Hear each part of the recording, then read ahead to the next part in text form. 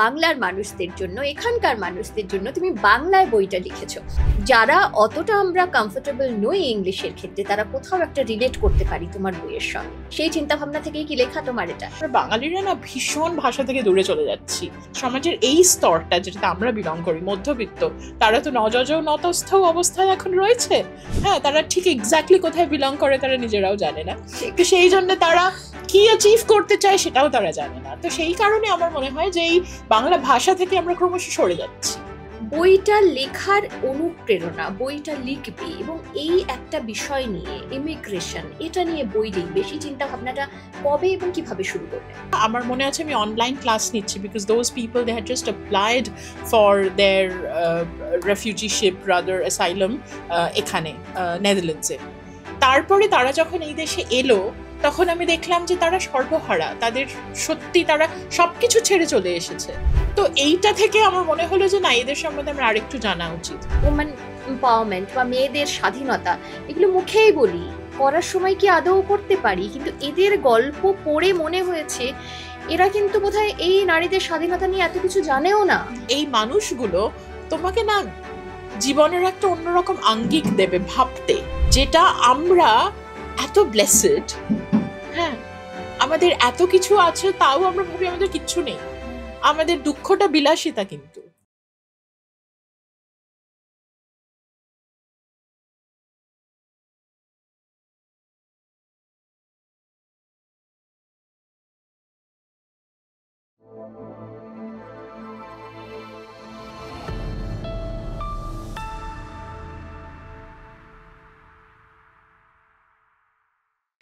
যাদের দেশ বলে কিছু নেই, এমনকি মানুষ রয়েছেন যার নিজস্ব কোনো দেশ নেই। এই ধরুন, ভারতবর্ষ আমার দেশ, আপনি যেখানে থাকেন সেটা আপনার দেশ, কিন্তু এমন অনেক মানুষ রয়েছেন যাদের সত্যি দেশ বলে কিছু নেই।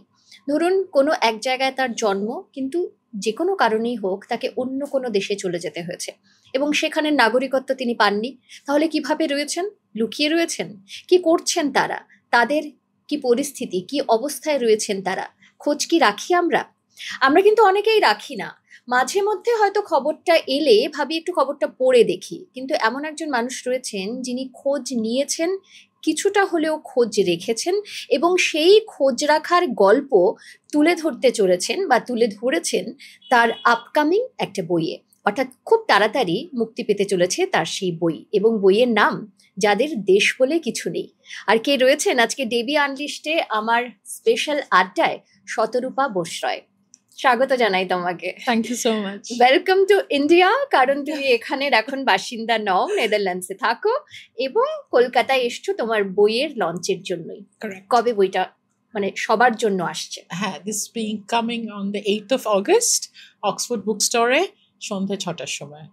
আর তোমার মানে ওখানে যেখানে তুমি থাকো নেদারল্যান্ডস, সেখানে এখানে তো বাংলা এডিশনটা বেরোচ্ছে, অ্যান্ড নেদারল্যান্ডসে সেপ্টেম্বর সামটাইম, আই স্টিল এখনো ডেটটা জানি না, সেপ্টেম্বরে সেটা ডাচে এবং ইংলিশে দুটো ভার্সনেই বেরোচ্ছে।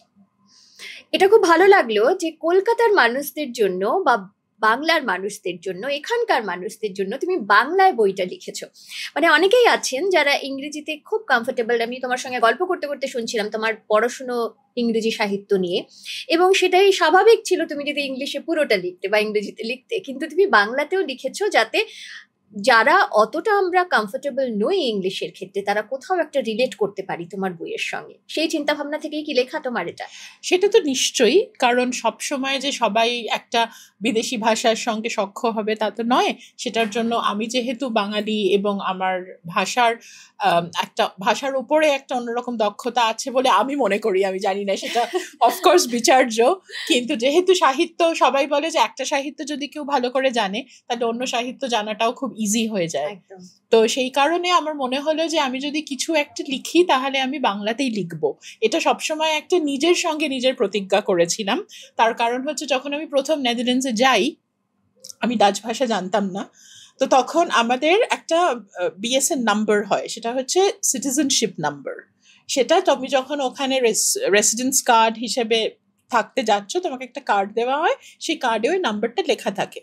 তো সেটা যখন নিতে যেতে হয়, দ্যাট ইজ একটা ইন্টারন্যাশনাল ডেস্ক আছে, ওই মিউনিসিপ্যালিটিতে, যে আমস্টারডাম মিউনিসিপ্যালিটি ফর ইনস্টেন্স।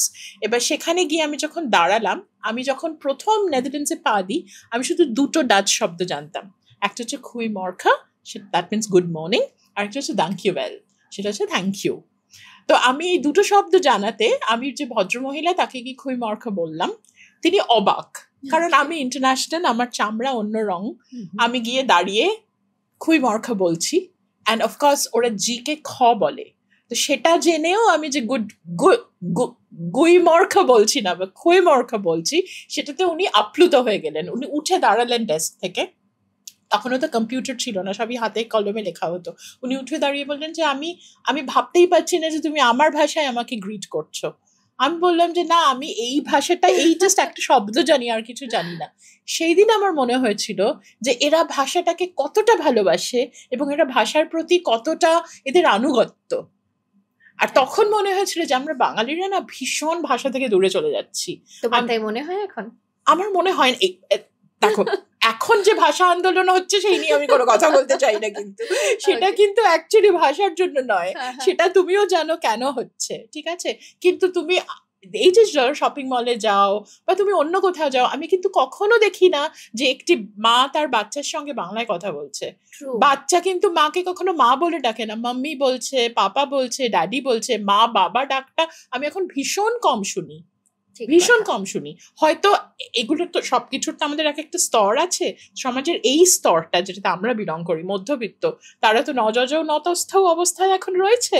হ্যাঁ, তারা ঠিক এক্স্যাক্টলি কোথায় বিলং করে তারা নিজেরাও জানে না, তো সেই জন্য তারা কি অ্যাচিভ করতে চায় সেটাও তারা জানে না। তো সেই কারণে আমার মনে হয় যে এই বাংলা ভাষা থেকে আমরা ক্রমশ সরে যাচ্ছি। একদম। আর এটা দিয়ে যদি আমরা কথা বলতে এখন বসি, তাহলে বই নিয়ে কথা বলাটা হবে না। কিন্তু বইটা আজকে খুব ইম্পর্টেন্ট, কারণ এমন একটা বই যাদের দেশ বলে কিছু নেই, সেখানে তুমি সেই সমস্ত মানুষদের কথা বা সেই সমস্ত মানুষের কথা লিখেছো যারা ছিন্নমূল, তাই তো? বইটা লেখার অনুপ্রেরণা, বইটা লিখবে এবং এই একটা বিষয় নিয়ে, ইমিগ্রেশন, এটা নিয়ে বই লিখবে, সেই চিন্তা ভাবনাটা কবে এবং কিভাবে শুরু করলে? আচ্ছা, আমি তো ওখানে নেদারল্যান্ডসে ডাচ মিনিস্ট্রি অফ ডিফেন্সে পড়াই, ইংরেজি পড়াই। তো যখন আমরা প্রথম পড়াতে শুরু করলাম, সেটা মানে আমি প্রথম শুরু করি 2013 সালে।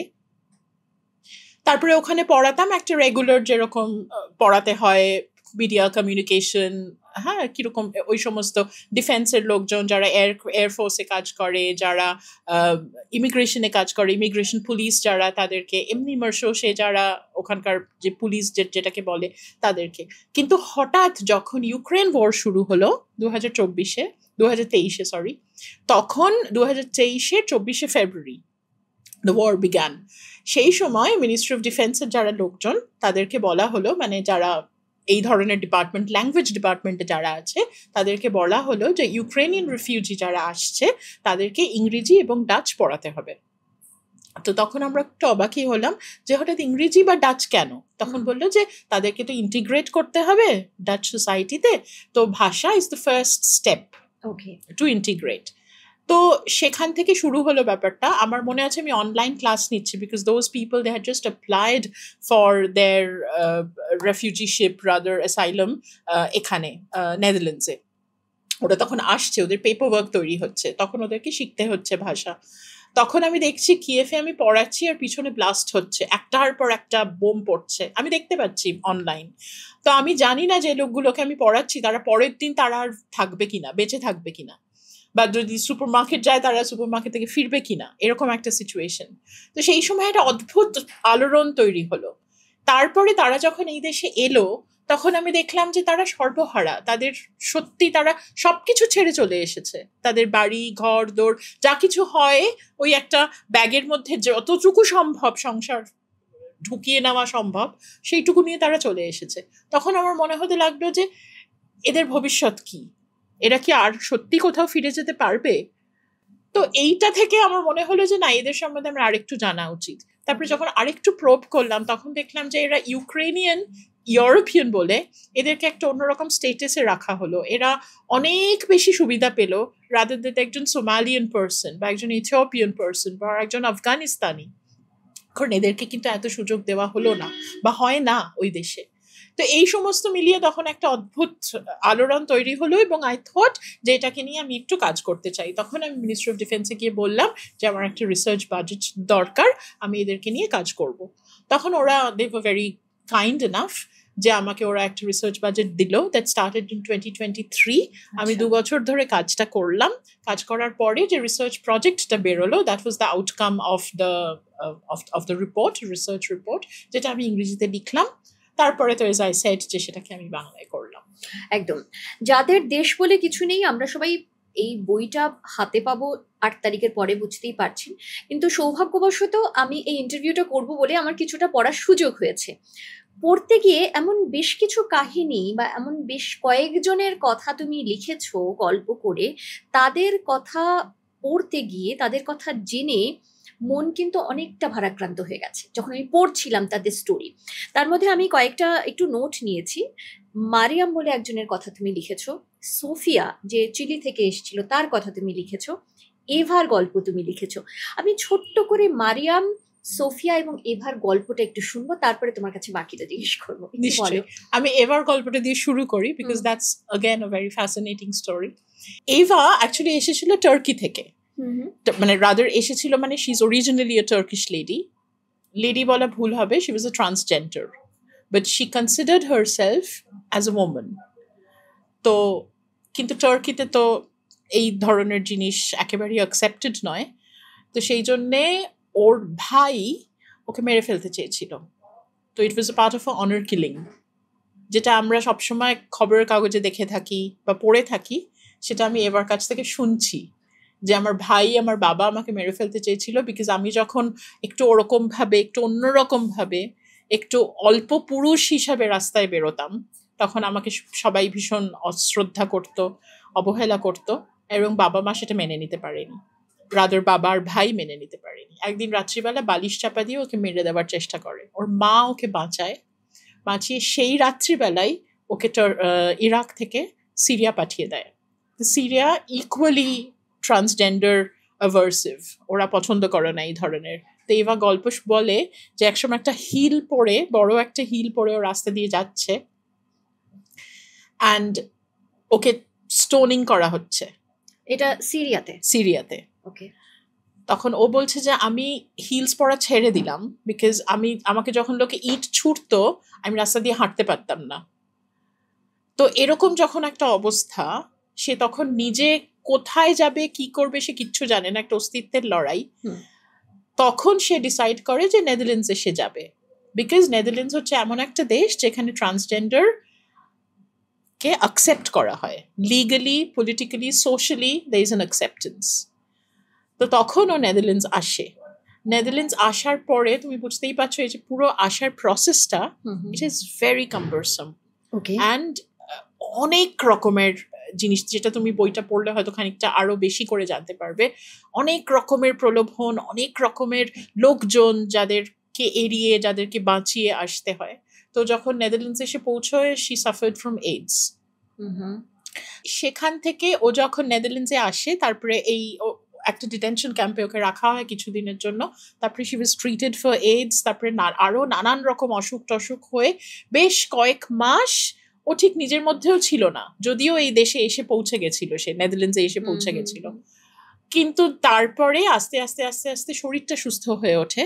তারপরে শি আন্ডারগোজ অ্যান অপারেশন করে, she changes her sex, she becomes a woman. তখন ও নাম চেঞ্জ করে দেয়, এভা নাম হয় ওর। তারপরে একটা হোস্ট ফ্যামিলি সেই ডিটেনশন ক্যাম্প থেকে ওকে নিয়ে গিয়ে ওকে রাখে, ওর সেবা করে, ওর সঙ্গে সম্পূর্ণ একটা নর্মাল ওম্যান, একটা নর্মাল মেয়ের মতো করে ওকে ট্রিট করা হয়। সমাজে ওর পরিচয় হয় একজন মেয়ে হিসাবে।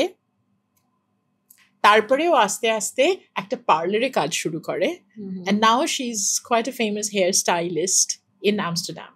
Wow. And another one is Sophia, যে এসেছিল চিলি থেকে। কারেক্ট। তার গল্প তুমি লিখেছো, একটু ছোট্ট করে বলো হ্যাঁ। তার কথা। সোফিয়ার গল্পটাও ভীষণ ভীষণ মর্মান্তিক, বিকজ সোফিয়া যখন আসে তখন ওর 6 বছর বয়স, ওর বাবার সঙ্গে। চিলি থেকে না অনেক লেবার মাইগ্রেন্ট আসে, যারা এই সমস্ত মেনল্যান্ড ইউরোপে কাজ করতে আসে, বিকজ মেনল্যান্ড ইউরোপে প্লাম্বিং বলো, ইলেকট্রিসিটির কাজ বলো, এইগুলো মানে হ্যান্ডস অন যে কাজগুলো, ওগুলো খুব একটা ডাচেরা করে না, বা জার্মানরা করে না ফর দ্যাট ম্যাটার, বা ফ্রেঞ্চরা করে না। তো এই ধরনের কাজগুলো সমস্ত সাউথ ইস্ট এশিয়ান লোকজন বা সাউথ আমেরিকান লোকজন এসে কাজ করে, এই ধরনের কাজ, রাদার যেটা আমেরিকান ভাষায় বলা হয় ব্লু কালার জব। তো সেই কাজটা করতে সোফিয়ার বাবা এখানে আসে, নেদারল্যান্ডসে আসে, রাদার নেদারল্যান্ডসে আসার পরে he never went back, because একটা সুন্দর চাকরি হচ্ছে, প্লাম্বিং এর কাজ, এখানে ওখানে কাজ করতে যাচ্ছে, একটা ঠিকঠাক ওয়ে অফ উপার্জন হচ্ছে। তো তখন ও ভাবে যে ঠিক আছে, আমি আমার ছেলে মেয়েকেও নিয়ে আসবো এবং এখানেই আমি থাকবো, সেটা ইলিগালি হলে ইলিগালি, কারণ ও তো ক্যাশে টাকা দিচ্ছে, ওর তো কোনো ব্যাংক অ্যাকাউন্ট নেই। তো হি ওয়াজ ফাইন। তো সোফিয়া আসার পরে, ও তখন 6 বছর বয়স, ও একটা স্কুলে ভর্তি হয়, she was very good in studies. তারপরে ও যখন ইউনিভার্সিটিতে যায় ল পড়বে বলে, সেই সময় ওকে ইউনিভার্সিটি ভর্তি করতে চায় না, তার কারণ হচ্ছে ওর কোনো কাগজ নেই। স্কুলটা ওখানে free for any person, in fact illegal ইমিগ্রেন্টসও যারা, তাদের জন্য স্কুল ইজ ফ্রি, বাচ্চারা স্কুলে যেতেই পারে, বিকজ পড়াশোনা ইজ ম্যান্ডেটরি।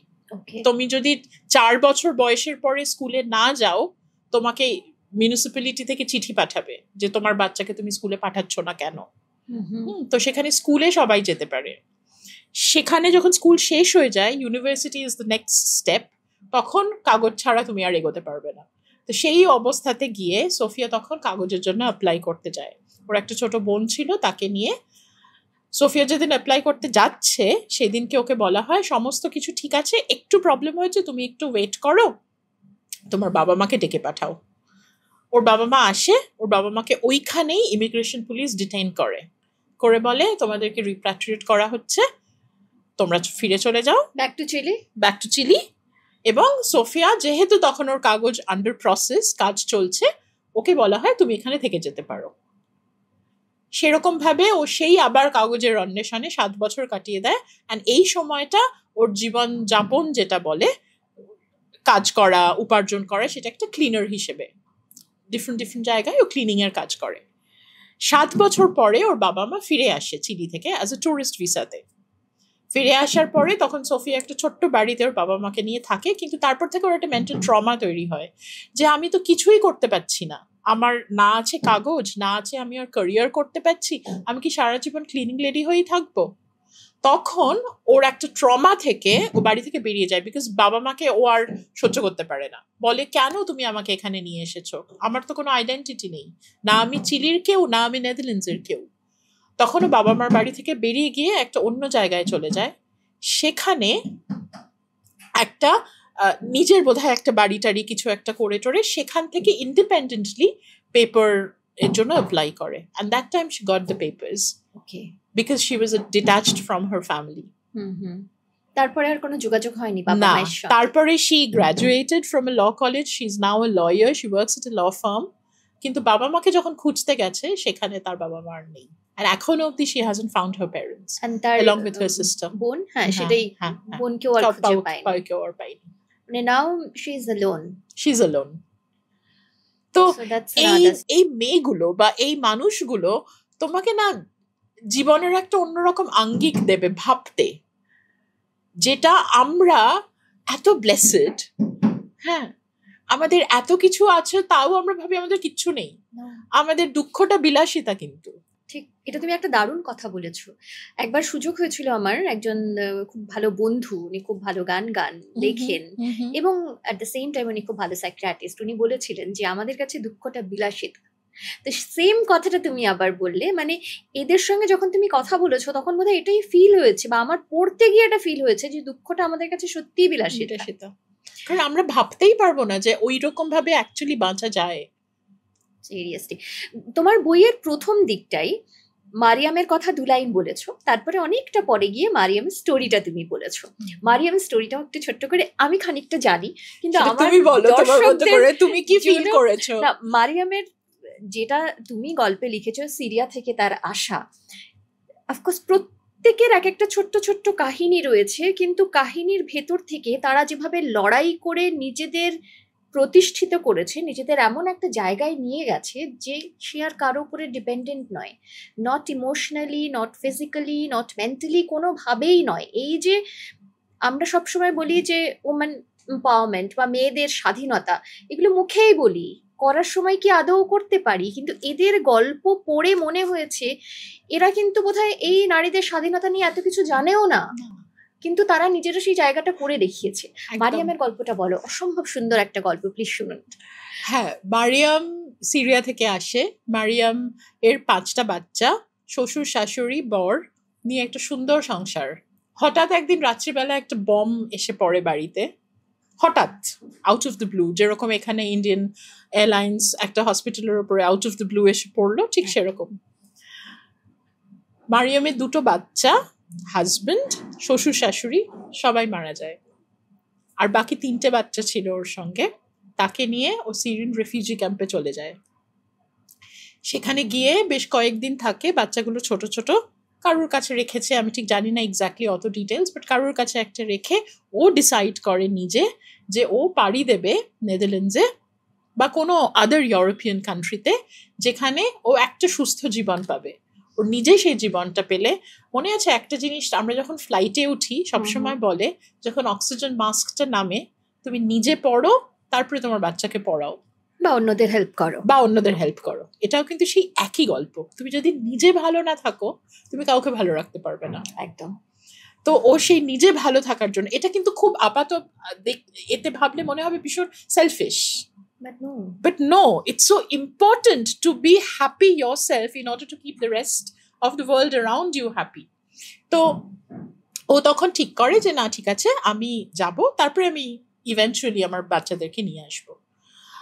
যখন টার্কি থেকে গ্রিসে আসে, গ্রিস হচ্ছে, ধরো টার্কি এন্ড গ্রিস হচ্ছে মেজর এক একটা জায়গা যেখান থেকে মেইনল্যান্ড ইউরোপে আস্তে আস্তে রেফিউজিরা ঢোকে। তো গ্রিসে যখন ও এসে মানে আসবে আর কি ঠিক করলো, তখন যে সেই বলে না আমার পাড়ানির করি, তো সেটা পাড়াপাড়ের যে পয়সাটা লাগে সেটা হচ্ছে 2000 ইউরো। মারিয়ামের কাছে সেই টাকাটা ছিল না। তো মারিয়াম তখন বলেছিল তুমি আমাকে নিয়ে নাও, do whatever you want to do with me, কিন্তু আমার কাছে পয়সা নেই।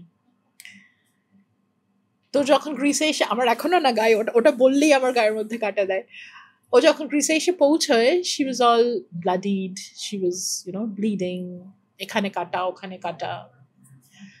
কিন্তু তারপর আমি যখন ওকে জিজ্ঞাসা করেছিলাম তোমার কিরম ফিলিং হয়েছিল, তখনও বলেছিল যে ওটা তো জাস্ট আমার একটা দেহ, আমি বিকজ আমি জানি যে এটার পরে there is something better lying for me, lying ahead.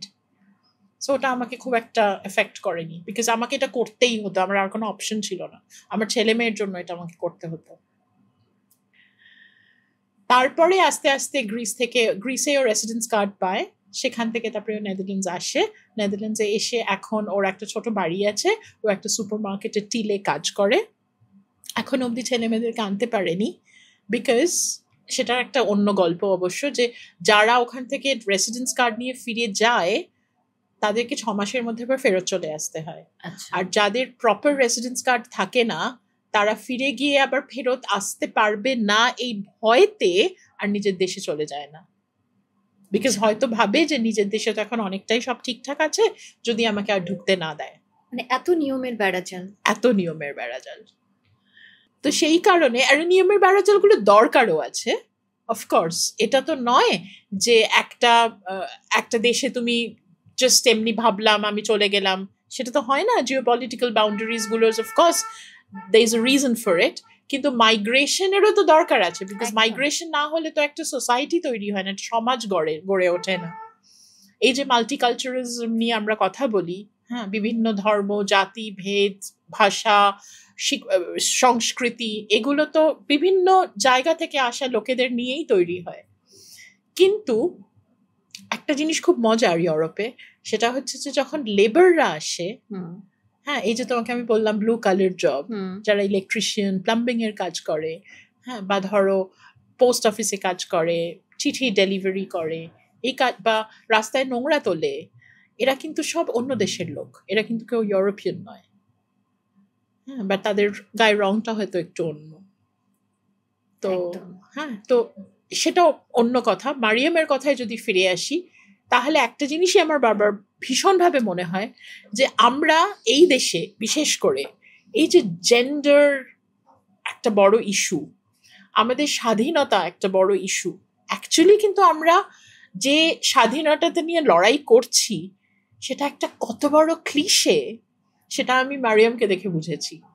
এই জায়গাটায় তোমার বইয়েরই একটা পোর্শন কোট করে তোমার কাছে একটা প্রশ্ন রাখবো। আমি একটু পড়ছি, এক্স্যাক্টলি কোন পেজে এটা রয়েছে সেটা আমার মনে নেই, আপনারা যখন পড়বেন তখন এই কোটটা তো অবশ্যই পাবেন। একটা জায়গায় তুমি লিখেছো, বিপুলেই পৃথিবীর যতটুকু দেখেছি, আর যখন নিজের দেশের সঙ্গে সেই সমস্ত দেশের তুলনা করেছি, অনেক মুগ্ধতার মাঝে অবিশ্বাস্যভাবে ভারতবর্ষকে বড় সংকীর্ণ মনে হয়েছে। মনে হয়েছে সংস্কৃতি আর ধর্মের আর সংকীর্ণ ধ্যান ধারণার মাঝে বাধা পড়ে যাচ্ছে আমাদের দেশও। এই যে তুমি এখানে লিখেছো অবিশ্বাস্যভাবে ভারতবর্ষকে বড় সংকীর্ণ মনে হয়েছে, কেন? এটা একটা জার্নি। ভারতবর্ষ কিন্তু এমন একটা দেশ যারা প্রথম ইমিগ্রেন্টসদেরকে দু হাত ভরে আলিঙ্গন করেছিল। বসুধৈব কুটুম্বকম যে কথাটা, হ্যাঁ, the world is a family, সেটা কিন্তু ভারতবর্ষ প্রথম গোটা পৃথিবীকে দেখিয়েছিল। কিন্তু আমাদের এখন যে রিগ্রেশন হচ্ছে সমাজে, সেটা পলিটিক্যাল বলো, সোসাইটাল বলো, ইন্টেলেকচুয়াল বলো, সেখানে গিয়ে সত্যি ভারতবাসী ভীষণ সংকীর্ণ। তার কারণ হচ্ছে, তোমাকে একটা ছোট্ট উদাহরণ দিচ্ছি, এই যে বাংলাদেশের সাথে গন্ডগোলটা হলো কিছুদিন আগে, ওই দেশে একটা দুর্গা পুজোতে বাংলাদেশি একটি ছোট মেয়ে প্রোগ্রাম করবে বলে তাকে বলা হচ্ছে না না, ও বাংলাদেশের, ওকে নেব না। এই এই ভারতবর্ষটাকে আমি চিনি না। এই ভারতবর্ষটার ইতিহাস যদি আমি জানি, এই যে ভারতবর্ষটা, এটা ভীষণভাবে একটা কি বলবো, একটা রিলিজিয়সিটির, একটা অন্ধ রিলিজিয়সিটির মধ্যে আটকে পড়ে রয়েছে। হিন্দুত্ব কিন্তু আমাদেরকে বলে না যে অন্য কাউকে ঠিক রেখো না, বা অন্য কাউকে জন্য তার প্রতি একটা অসম্মান পোষণ করো বা বিদ্বেষ পোষণ করো। হিন্দুত্ব কিন্তু সেটা বলে না। যেটা আমি ওই দেশে গিয়ে শিখেছি, অফকোর্স একটা এগনস্টিক কালচার, ওরা ভগবান মানে না, কিন্তু তবুও ওরা মানবিকতায় বিশ্বাস করে। আমাদের দেশে তো মানবিকতার অবক্ষয়। কোথায় দেখছো তুমি ভালো মানুষ একটা? দেখতে তো আমি তো অ্যাটলিস্ট দেখতে পাই না। মানবিকতার অবক্ষয়টা তোমার কোথায় মনে হচ্ছে, কোন কোন জায়গায়? প্রত্যেকটা জায়গায়। তুমি হাসপাতালে যাও, প্রত্যেকটা ডাক্তার এখানে তুমি দেখবে একটা টার্গেট নিয়ে বসে আছে। তুমি আজকে পেট ব্যথা নিয়ে যাও, তোমার মাথা থেকে পা অব্দি স্ক্যান থেকে শুরু করে everything they will do. It's not needed, কিন্তু তাও করবে। কেন করবে? দরকার নেই তো। এটা মানবিকতা ছাড়া কি? আজকে ক্রাউস পোস্ট বলে একটা জায়গা আছে আমস্টারডামে, যারা দিনের পর দিন এই ইলিগাল ইমিগ্রেন্ট গুলোকে বিনা পয়সায়, বিনা ইন্স্যুরেন্সে চিকিৎসা করছে। They do not get paid, but they do it just for the sake of humanity.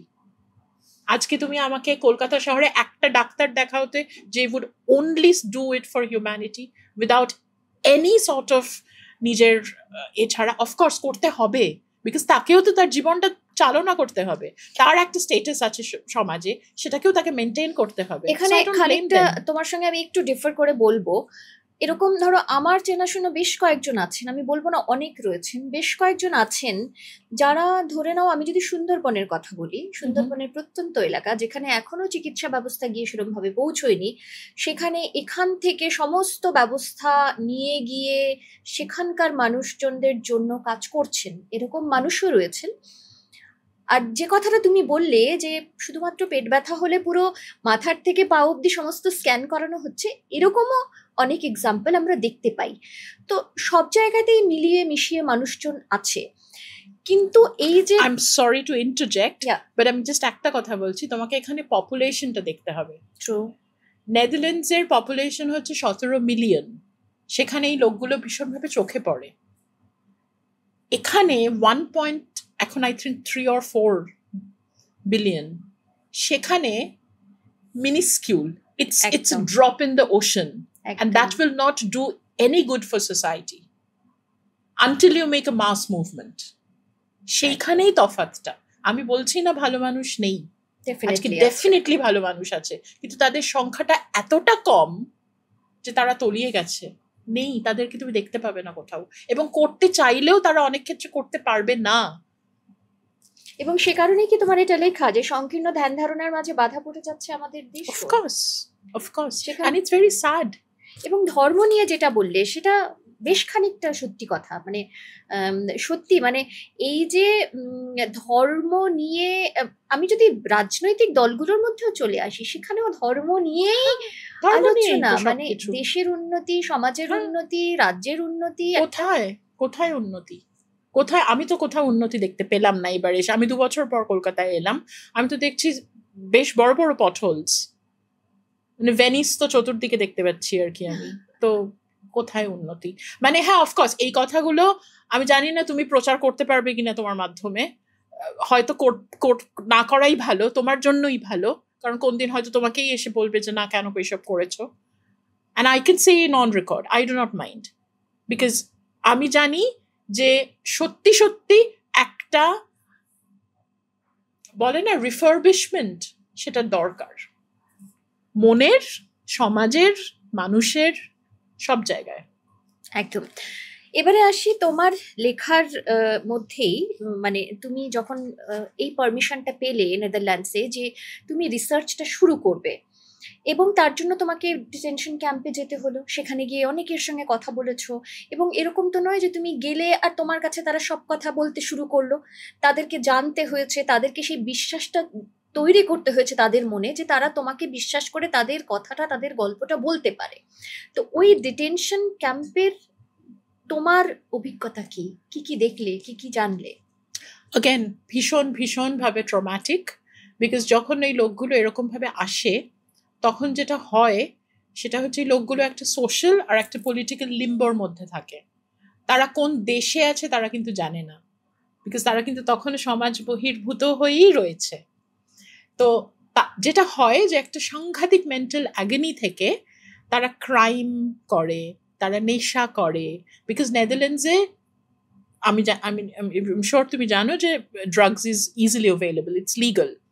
তো ড্রাগস, অ্যালকোহল, অন্য ধরনের ক্রাইম, সেক্সুয়াল অ্যাসল্ট, এগুলো ইজ র্যাম্পেন্ট ভীষণভাবে। তারপরে তুমি যখন ওই লোকগুলোর সামনে যাবে, তখন তাদের চেহারা, চোখ মুখ দেখে তোমার ভয় লাগবে, তোমার ইচ্ছা করবে না ওরকম লোকের সঙ্গে সামনে গিয়ে কথা বলতে। তোমার মনে হবে যে কোনো সময় তোমাকে আঁচড়ে খিমচে দিতে পারে হয়তো।